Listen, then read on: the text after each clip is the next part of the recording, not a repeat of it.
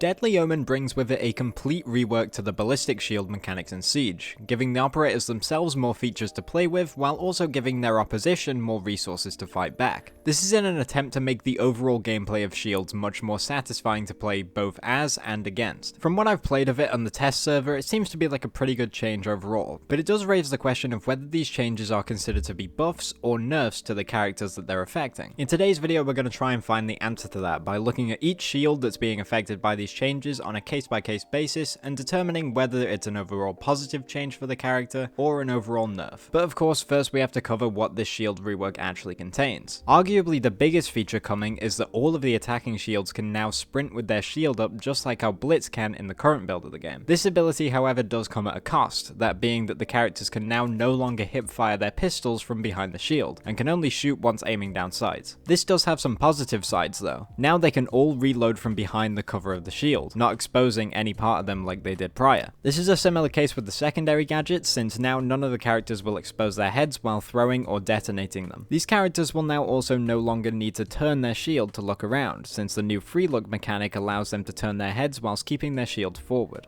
And on top of all of this, each character can now vault through full health barricades without needing to hit them once. I just need to kind of interject here, because I probably should have mentioned this before.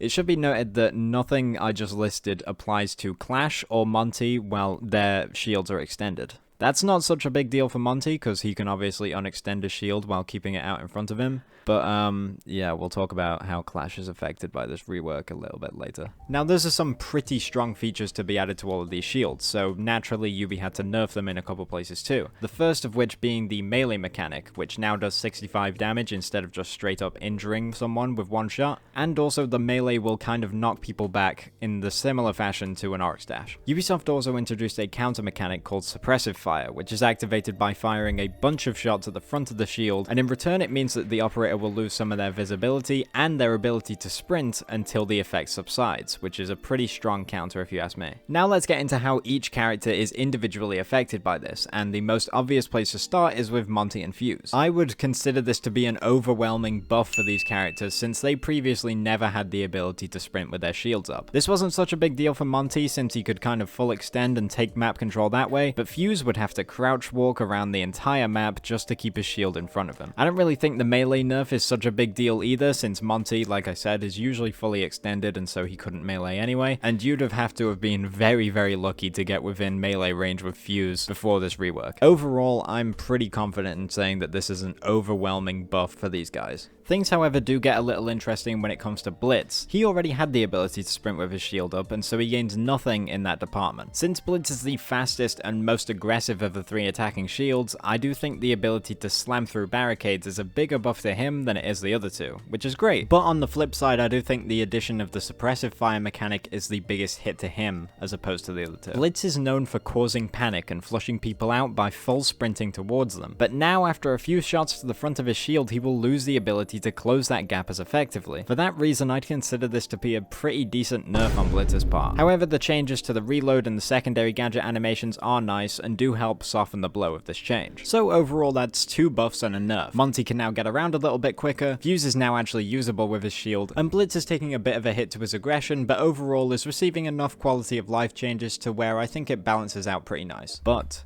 some of you may have remembered that there is a fourth shield character, and it saddens me to report that she really drew the short straw. As I mentioned earlier, Clash's shield is always extended, and she's never had the ability to use her weapon from behind it, at least not legitimately that is, nor melee people with it, nor sprint with it. So Clash is unfortunately not receiving any of the buffs that her attacker friends are. So you might be wondering, what does she actually gain from this rework? And that would be the suppression fire mechanic. Now Clash, of course, as I just mentioned, cannot sprint with her shield out, and so she's not affected on that front, but she does still receive the visual debuff from the effect. Now that in itself wouldn't be that big a nerf, but this doesn't factor in when she unequips her shield. You see, Clash can still receive the suppression fire debuffs while she's being shot in the shield while it's on her back, meaning that the slowest character in the game can now no longer sprint away from danger. And look, you might be thinking, oh, why are you so upset about this? Why is that such a big deal? It's not that big a deal. It's not that big a change, and she's barely played. But that's my point. Why is Ubisoft nerfing? She is only receiving nerfs this patch,